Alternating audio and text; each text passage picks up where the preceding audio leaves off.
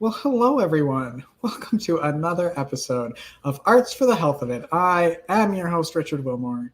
And I'm your other host, Constanza Rader. And I'm so excited about our guest today. We're talking with Vijay Gupta. He's one of the founders of Street Symphony.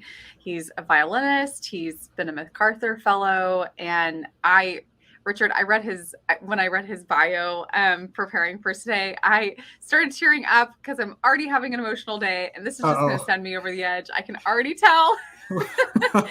Warning, everyone! Warning! Stanza's on edge. Cry, tears, warning. Yes. Just beware. I just believe in what he's doing so much, and I can't wait to learn more about his journey and to share his work with our listeners.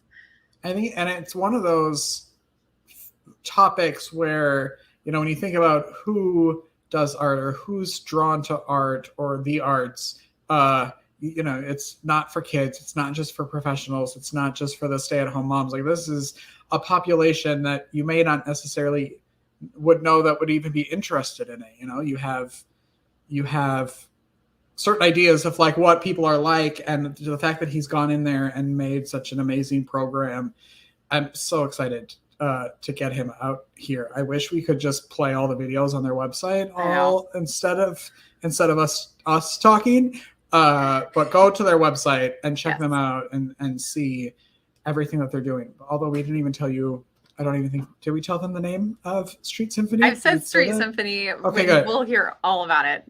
Okay, good. So let me give you a brief synopsis of Vijay. Vijay Gupta is a violinist and social justice advocate, an esteemed performer, communicator, educator, and citizen artist. Gupta is a leading advocate for the role of the arts and music to heal, inspire, provoke change, and foster social connection. He's the founder and artistic director of Street Symphony, a nonprofit organization providing musical engagement, dialogue, and teaching artistry for homeless and incarcerated communities in Los Angeles. So we're going to welcome him to the show. Are you ready? Let's do it. Come along with me, and I know you'll see that a song changes everything. Hello, sir. I'm just going to move you over here. Hi there. Welcome. Hi. I know Stanzi probably has 75,000 questions, and I feel like Stanzi's not feeling well today, so I'm going to let her do her questions in case she falls asleep. And then if she does, then I'll pick up with my questions. I guess that sounds fair. I'll interject, but perfect. I have so many questions, but I want to start with your story. How did you come to this work? Why the homeless population? What's your background? Yeah, just share your story.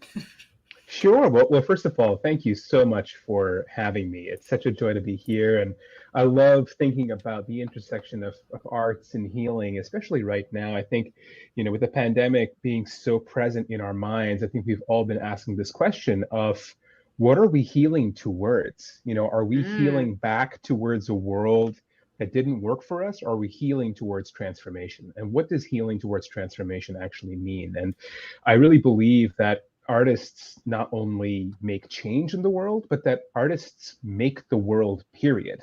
The way that we look at the world, the way that we pay attention to the world changes the world. Just like the quality of attention that we pay to the world changes the way that we see it. And I would actually even say in relationship and dialogue with that world, it changes that world itself. So for me, I am the son of two people who emigrated from Bengal, from the city of Kolkata in India in the mid-1970s. I grew up in the Mid-Hudson Valley of New York, this beautiful, beautiful part of New York that was wild and lush and beautiful. And something that I never grew up noticing, but realized now is that I was probably the only brown kid in the school I went to in a 40-mile radius. And in a strange way, I've kind of lived multiple identities my whole life because my parents were not the richest people, but they also weren't the poorest people. And I grew up around a lot of white poverty and was an outsider in that community. And then when I started playing the violin, I was lucky enough to study at amazing schools in New York City, where I was also the outsider because we were the maybe not so rich people studying at Juilliard or the Manhattan School of Music, or eventually the Yale School of Music, where I studied later on. So for me, my identity was always structured around being an outsider and an insider at the same time. My dad was a travel agent who spoke multiple languages, so I grew up hearing him talk across boundaries and barriers. And when I think of myself as an artist now, I realize that my superpower comes from being able to speak multiple languages. Like, I speak fundraiser, I speak grantor, I speak donor, I speak social worker, I speak classical violinist, I speak musicologist and historian, and I also speak Skid Row, and I speak recovery, and I speak about healing because my undergraduate was actually in biology pre-med. I was really interested in neuroscience. I worked at 2 laboratories as a research assistant during my undergraduate, one at the City University of New York, Hunter College, where I was studying spinal cord regeneration, the biochemistry behind spinal cord regeneration after severe injury. And then I was also studying the biochemical pathways of Parkinson's and Alzheimer's diseases in neurodegenerative situations, and kind of learning about the biochemistry of the brain. But what was fascinating in working in these labs was 2 really profound things. One, that all the Harvard postdocs that I was working with at the Harvard Institute of Medicine, they were like, "What the hell are you doing here? If you're a musician, if you're an artist, go be an artist. Like, we wish we could go be a musician." And like, I use that as ammunition to like guard myself against my mother, who of course wanted me to be like a Dr. Gupta. For me, I think finding identity, finding meaning, finding belonging has always been a work of art. I want to change the conversation around how we engage and think about the arts in our lives, not as the dressing of the salad, not as something that we add to the plate as dessert afterwards, not as a commodity or a luxury, but as the plate itself, as the structure and the container of meaning. Belonging is the longing to be, right? It's the longing to be seen, it's the longing to be loved, and we have to create belonging. And I think artists, whether we are art makers or we are artists by the policies we make, or the artists by the families we make, or the artists by the lives we make, we're all artists, and we're all creating belonging in whatever way that we can. So I'm going to pause my sort of answer to your question there with, and being an artist has helped me create a way to belong in this world.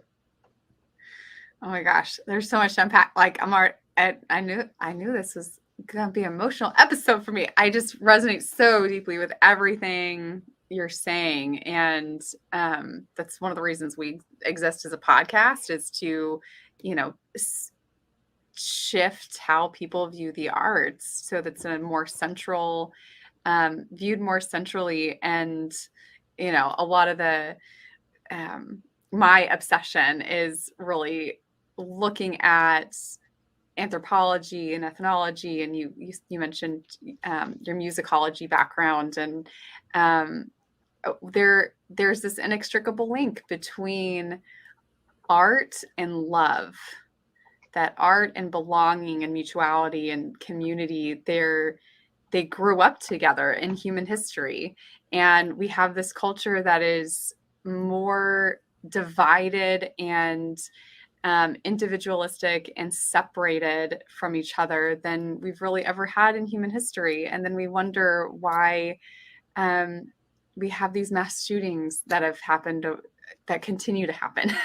Why we have just the political divide and so much this epidemic of loneliness that is killing people. And we need our artists, we need art, we need that, what you say, that gift of attention that we bring to our particular corners of the world. We need that back. It's part of our birthright as humans. And you're doing it in such a beautiful and tangible way, with communities that are often overlooked and seen as outcasts.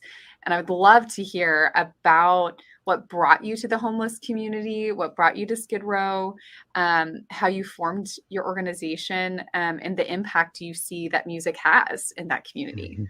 Mhm. So I moved to Los Angeles from the East Coast in 2007 because I joined the Los Angeles Philharmonic Orchestra. And that was sort of my way of, it was a dream job. It just wasn't my dream. And it was something that it took me years to realize that I had climbed this ladder, by everyone else's narrative than my own. And the second or third year that I was living in Los Angeles, I encountered a community called Skid Row, which is a 50 square block area of downtown Los Angeles, which is the largest concentration of unhoused people living in America today. On any given night, upwards of 11 to 12,000 people sleep on the streets of downtown Los Angeles. Countywide, that number is around 86,000 people. There's a revolving door between homelessness and mass incarceration in the largest county jail system on the planet, which is the LA County jails. The LA County jails are $1 billion jail, and Twin Towers jail in particular is effectively the nation's largest psychiatric institution. And so I encountered Skid Row because of a musician, a man named Nathaniel Anthony Ayers, who was the subject of a very famous book called The Soloist, which later became a movie. And a number of my colleagues in the LA Phil were close to Nathaniel because they had actually gone to Juilliard with him. Nathaniel was one of the first Black men to ever attend the Juilliard School in the 1970s. And he had a breakdown, dropped out, was diagnosed with paranoid schizophrenia, and treated with shock therapy, Thorazine, and handcuffs at Bellevue Hospital. And Nathaniel was an incredibly gifted double bassist. And in 2008, 2009, he was, a really kind of recognizable presence in Skid Row because he would push around a shopping cart filled with musical instruments, and he'd just set up on a street corner and play. And eventually we would invite him to the hall, and he would invite us back to Skid Row, but we never really went back to Skid Row with him. We would make him come to the hall to play for us because that's where we felt safe. And slowly I started to visit Nathaniel in Skid Row, and I started to just make music with him. And I was never really teaching him anything. I was just having a conversation with him through music. And that was one of these things that I noticed, that Nathaniel and I did not have a common language at all. He was this strapping, tall, handsome, scary man who at times terrified me and at times charmed me and could recite every Beethoven opus number by memory. And we just play together. And we started just playing in this, courtyard in Skid Row. And I remember it was like my 22nd birthday, and people had, Steve Lopez, who wrote the book on Nathaniel, brought me a cake, and people were looking at the cake, and I was so self-conscious because I was like, how can I eat this cake here when there's hundreds of people in a courtyard looking in at me just with this giant sheet cake in front of me? And it was this kind of thing of realizing that there was more to this community than people who were broken. Social workers used to say to me, people come to Skid Row to die. And, Skid Row is a place that, is horrifying. Open prostitution, open drug trade. It's a place where people often overdose and die on the streets and are found in their tents in the morning and they've passed away.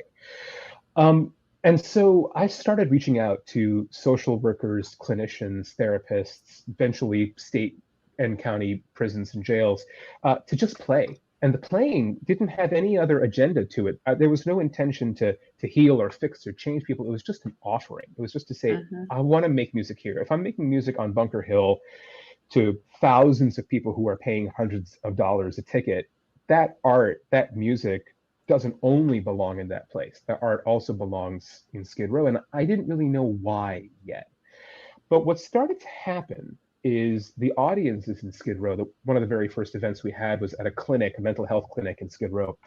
The audiences would stand up and shout, sometimes in the middle of movements. And at first, we'd be playing like a Beethoven string quartet. And someone would just put their hand up in the middle of the movement, and like their hand would be like 6 inches from my face because we were sitting so close to people.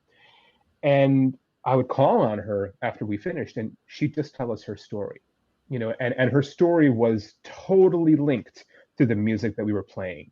And it was Hmm. totally linked to the story that Beethoven was thinking of when he wrote that music. And so this music was no longer written by like some dead old white guy. It was music that was living, breathing nourishment. And that's the way that I, as an artist, felt about music, but I could never communicate that in a hall to Hmm. an audience that sat in the dark. It was much easier to communicate that to an audience sitting in a clinic because they were right there. And that was the same thing I felt in a shelter or in a county jail. And eventually, what started to happen is that people in our audience would say, "Hey, what's your story? What's going on with you? Where are you hurting? What's going on in your life?" And it's the first time I would ever ask myself that question, because as an artist, I just saw myself as a product. I just saw myself as be here, be perfect, be bulletproof, play the music, and make it happen. And then that narrative changed when I went to Skid Row. You said you were in your early 20s when you first started. That's right. Yeah. So I joined the LA Philharmonic when I was 19, and then I started Street Symphony as a project about a year and a half later. So I was in my early 20s. I was, really asking questions of what does this mean? I never had an idea of starting a nonprofit or making a thing of this. Wow. What was the reaction from friends and family when you tell them kind of your idea and what you wanted to explore? It was very mixed. There were people who said there's no point playing for those people. Wow. There's no point for us to play for them. You might as well use high school students. That's what some members of the LA Phil said to me. Or Wow. certain people would say, be safe. Don't go down to that place because that's not safe to go down there. And then there'd be people who were already playing benefit concerts, and I would say, well, why don't we go a little bit further than just the sterile benefit concert? Can we actually lean in a bit more and play? If we're going to play music to raise money for those people, why don't we just play for those people? And what started to eventually happen is that the otherness of those people changed. And, I started to see myself as kind of like a Pied Piper, both for the homeless community of Los Angeles, but also for my colleagues. I realized that this work wasn't only about fixing or healing one pole. It was about bringing both poles into relationship with one another. And the same thing goes for our donors, and for the people who fund our work, because there is a kind of funding system around the arts which is always around the noblesse oblige, right? Like art is this product that belongs on the stage. There's nothing wrong with that funding model. But when it comes to funding so-called outreach, it's to say, well, those indigent people should have that thing too. There's the otherness of charity. Right. And I really wanted to challenge that, because our concerts, actually, we stopped calling them concerts because they became conversations. The music became incidental to the conversation that we were having, and the conversation became a way of developing a relationship. So much to unpack there. It is really interesting listening to the reaction that people have to this type of work. And it's very telling to how we view people in different situations in our society as separate, of like, oh, that's a thing that happens to other people and not me. And I mean, even in the work that we do, working with patients that are seriously ill in hospitals, I've had people, like, especially when I was early on in talking about what I was doing and working with cancer patients, and so people would be like, "Oh, well, they're gonna die anyway, so why do you bother playing for them? Why don't you play for like people that are gonna get well?" And I'm like, let's pause.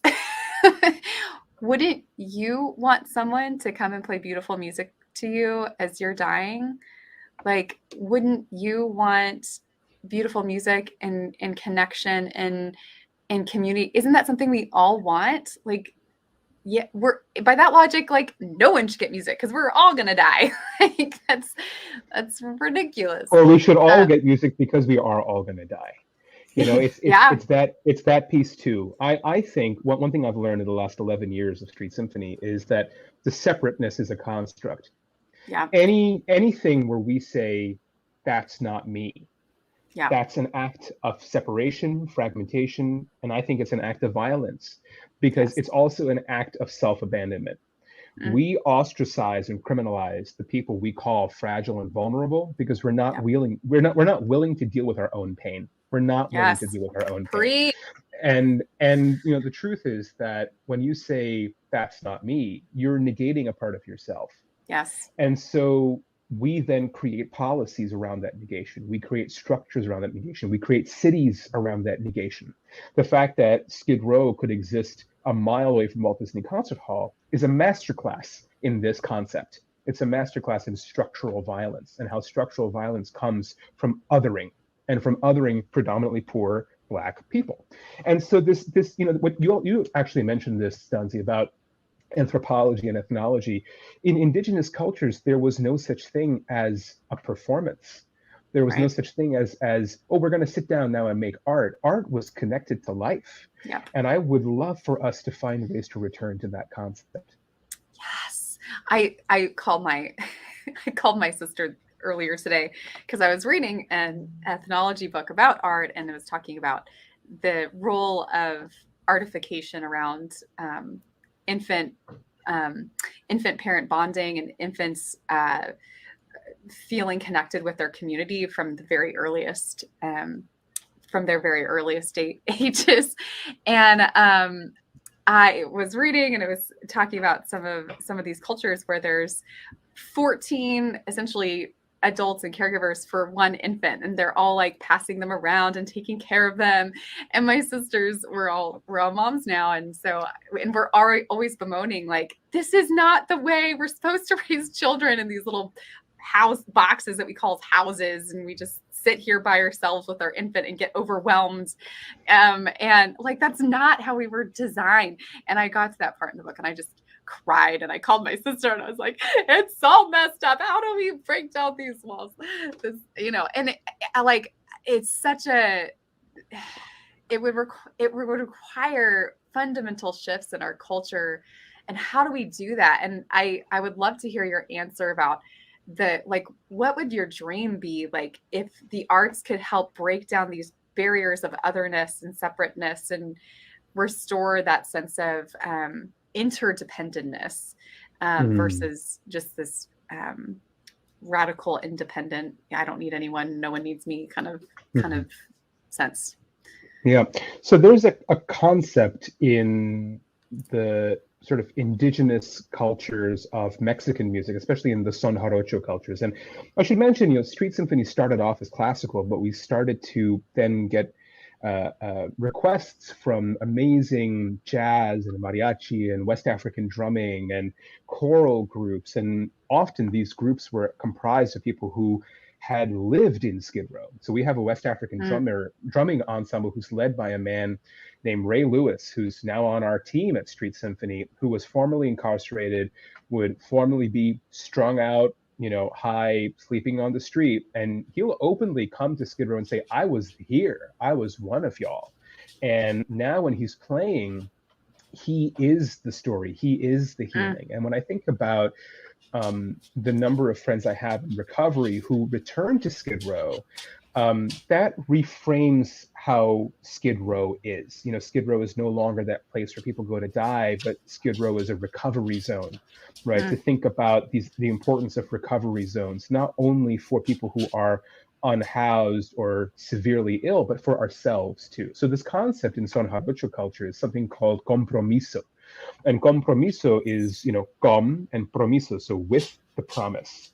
And so there was this idea that artists, shamans, meaning makers would be allowed to go away and separate themselves from society to be witnesses, to be channels, to be the metabolizers of everything the society was going back to. So they'd cultivate this gift, but the promise was that then they would return. And they'd return to the community and share what they had learned from being on the mountain, from being in solitude, from what they've created. So there's this idea of co-nourishment happening.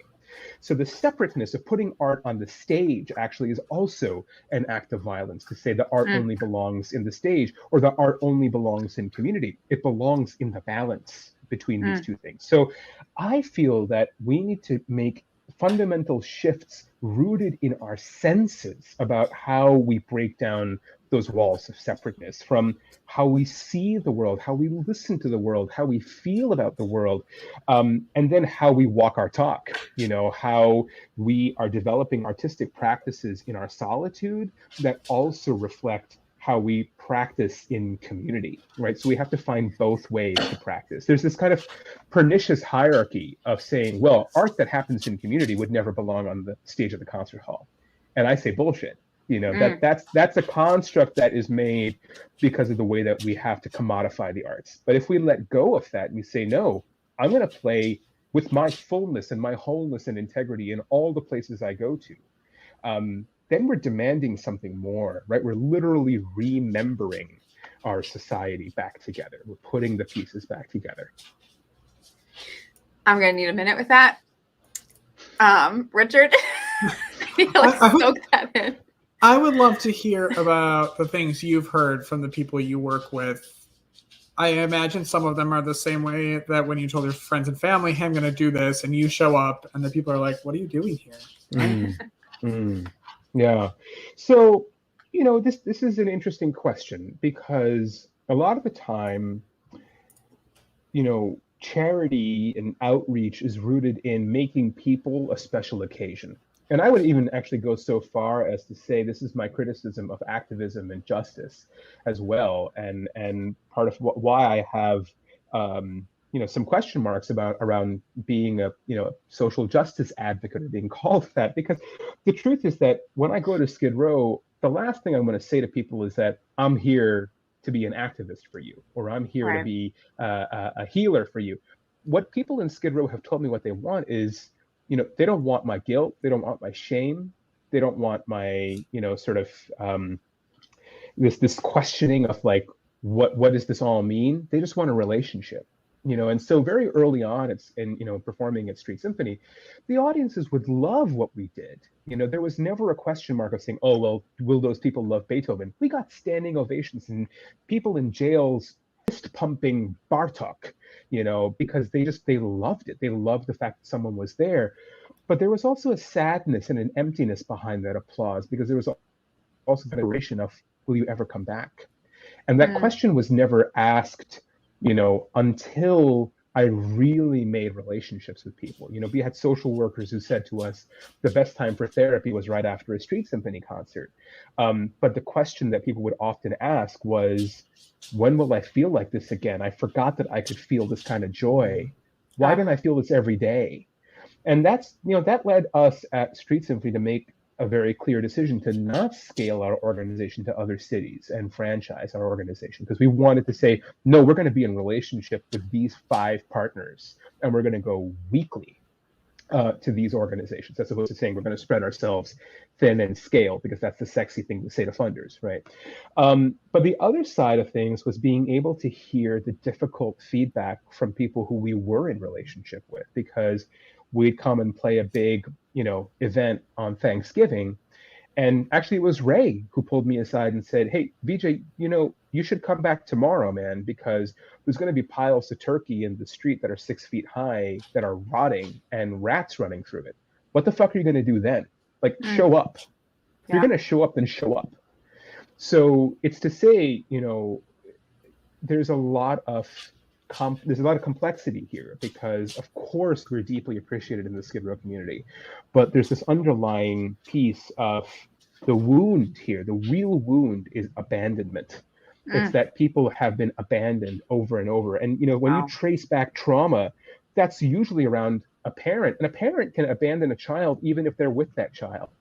Not seeing someone truly, fully, even if you're with them all the time, is an act of abandonment.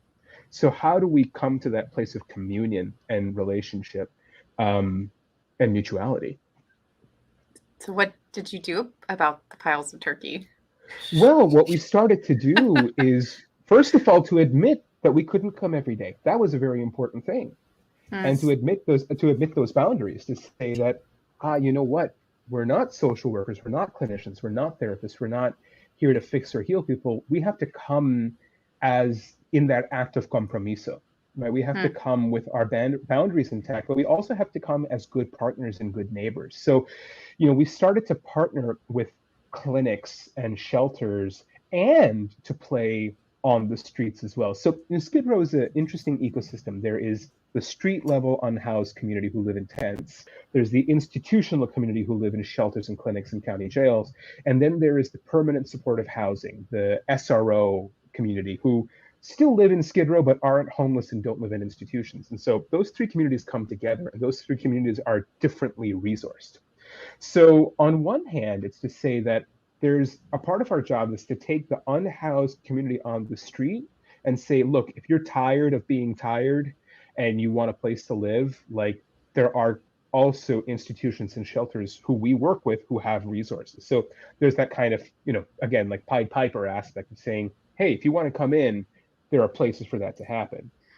But then it's also to say that we can't be the only music makers and the only meaning makers. So the real work of Street Symphony is to allow the community to step into a place of self-agency where they see themselves and they're the art makers and they're the ones who are creating the vision of the life that they want to live into, and that we're mutually creating that vision together.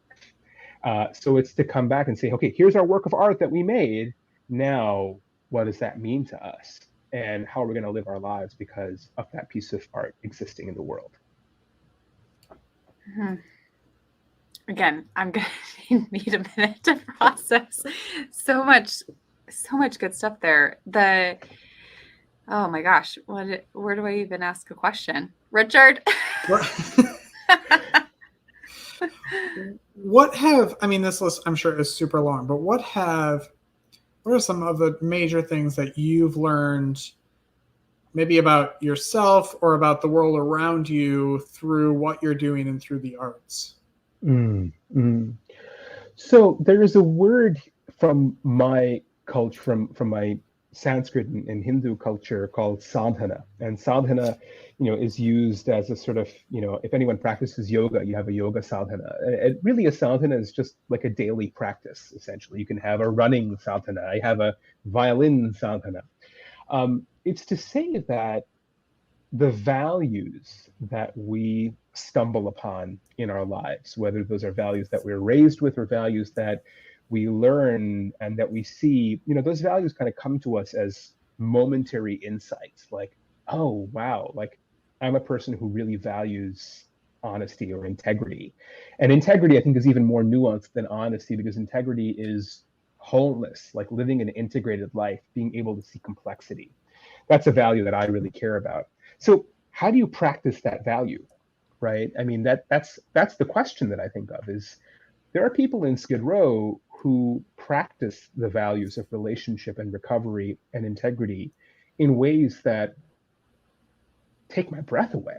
They deeply inspire me, and they're deeply vulnerable with how much they struggle in that practice. And so I feel like the call for all of us is to develop a sadhana, to develop a practice. And that practice can look like anything. But the truth is that practice has to make us feel deeply uncomfortable. One of the books I'm reading right now is this book called The Comfort Crisis. It's by Michael Easter, and I just actually posted something on Instagram today of me attempting a very heavy squat with my trainer and totally failing. I fell flat on my ass.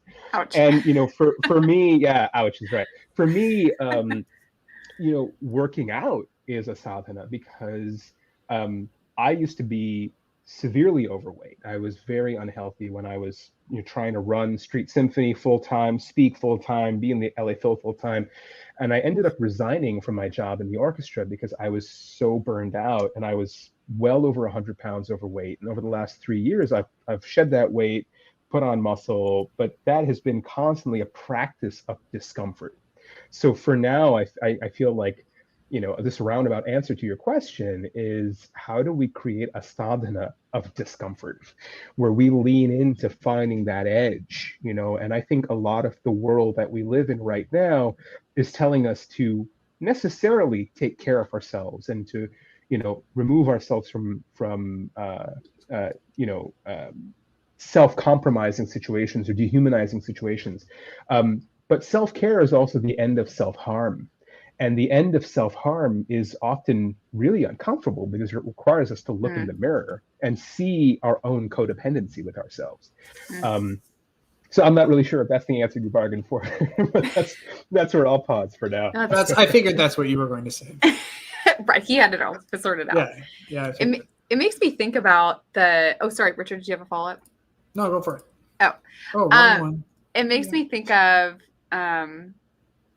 arts education, because in arts education, you're constantly in a place of discomfort if you have a good teacher, right? Like you're constantly in this place of working on skills that you're not there with, and it's uncomfortable, like learning, like for those neural pathways to develop, and that struggle is where we grow, right?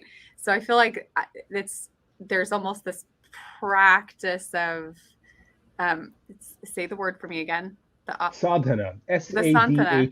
Yeah, sadhana. Sadhana. Yep. There's almost a sadhana, this practice that's developed around discomfort and leaning into that and doing, and also it builds trust too, that the discomfort ends. That as you lean in and as you get enough repetitions, that there is change that is possible, and that the change only happens through discomfort. Yeah. And it makes me think of just the role of arts education in kind of forming this new world, or really kind of trying to reclaim some of our birthright as humans. Because I think there's an edge in formalized higher ed and arts education that perpetuates some of the problems that we have within how we view the arts in our culture. But I think they could be such a powerful part of the solution. And I wonder, your perspective on that. Well, there's one thing that actually brings me back to something that we touched on earlier in our conversation, is the divide between people, right? The ways in which we feel so pushed away, so isolated, fragmented, polarized in living out what we value, right? But I also feel like, discomfort is the great equalizer. Similarly to the way that longing is such a huge equalizer. Like we're all longing to be seen and loved and to belong. And also at the same time, if we're all struggling and striving towards something, there's belonging in that too. Right. And so I think about some of the most interesting talks I've given recently, which are actually for companies. I've been speaking for a number of the Fortune 50 companies. And what's so interesting is that the ways in which these teams run is like chamber music, is deeply collaborative and deeply honest and rigorous and really exciting. And I love talking about decentralized leadership in the corporate world, because I see that as an incredibly artistic practice. And I think one of the challenges, to now answer your question around how do we shift this sort of the cap in the narrative around where arts education lives and breathes, is frankly to change the way that we think about the arts, not as a thing, but rather as a way of being, right? As a lens. What if we shifted the way that we think about the arts as a means of teaching collaborative enterprise, of teaching discipline, of teaching, the invention of new techniques and skills, so that we can actually articulate emotionally or with words what we're trying to strive for. Those are human skills. To say that arts end when we put those skills into a thing on a stage to be sold, that for me is where that's where we lose the equation, right? I think about Lewis Hyde's amazing book, The Gift, where he talks about how all art making is a gift, and the reciprocal loops of gift giving that indigenous communities had, like the potlatch ceremony, for example, where they would just give and give and give and give to the point where they had nothing left. I think about that also in terms of what the artist is, right? Like when I perform, there is nothing left of me on the stage. I should leave it all out there. There's no way you can pay for that, right? But the truth is that there's also no way that that can be paid for, because it was already paid for by the currency of attention that the audience paid to me as the person who they were looking at. And I think that this kind of shift in saying that, oh, your art's not over when you've made the thing. Rather, your art has begun when you've given the thing away. Such a good answer. Such a good answer. I know you're pressed for time. Otherwise, you're going to be here until midnight talking to us. So I hope you come back. But I also would love to know what people can do, or how people can support Street Symphony, and how they can connect with you. Right. So you can find me. I'm quite active on Instagram at Gupta Violin. You can find Street Symphony at www.streetsymphony.org. We are a nonprofit organization powered by listeners and viewers like you. So if you'd like to make a contribution, we'd gratefully receive it. We're also launching a national live stream series. Of course, every one of us started live streaming during the pandemic. We're actually not going to stop live streaming. So now you can watch Street Symphony events that happen from the Midnight Mission, or from the Downtown Women's Center, or the Weingart Center in Skid Row. We also have a YouTube page, so you can see what we do and get involved. But the number one call to all of you, truly, is if you want to make the world a better place through your art, just go do it. Go do it. Give that gift away. Because, I'll close with this quote from John Wooden, who was the UCLA basketball coach. He said, the things that we want most in life, freedom, happiness, peace of mind, they so often come back to us when we give them away. He would say, give it away to get it back. So make what you want to see in the world, give it away, and then be willing and ready to receive how it comes back to you, probably 1,000-fold more than you ever expected. There's nothing more to say. We're and mic drop, done. Goodbye, Vijay. Thank you very much for being so much. Here. We appreciate you. And we appreciate everybody who watches and listens. Make sure you subscribe or like, or all of those things that you have to do to make sure that you know that we have a new episode live on Facebook and YouTube every Tuesday, and then on all podcast platforms on Wednesday. Vijay, thank you very much. Thank you so much. We will see you later, everyone. Bye-bye. Thank you for listening to Arts for the Health of It, a podcast produced by Hearts Need Art Creative Support for Patients and Caregivers in partnership with the National Organization for Arts and Health. You can help others learn about the healing power of the arts by subscribing, sharing, and reviewing the podcast wherever you listen or watch. The podcast is hosted by Richard Wilmore, co-hosted by Constanza Rader. Our theme song, Songbird, is written and performed by Natalie Lane. To learn how you can support our mission to create joy with people facing life-altering health challenges. Join us next week to learn more ways you can create arts for the health of it. The views expressed on this podcast do not necessarily reflect the views of Hearts Need Art, their staff, board members, or other affiliates. All content is created for informational purposes only. This podcast is not intended to be a substitute for professional medical advice or to diagnose and treat any health condition. Always seek the advice of your physician or other qualified health professional with any questions you may have regarding a medical condition. Never disregard professional medical advice or delay in seeking it because of something you heard on this podcast.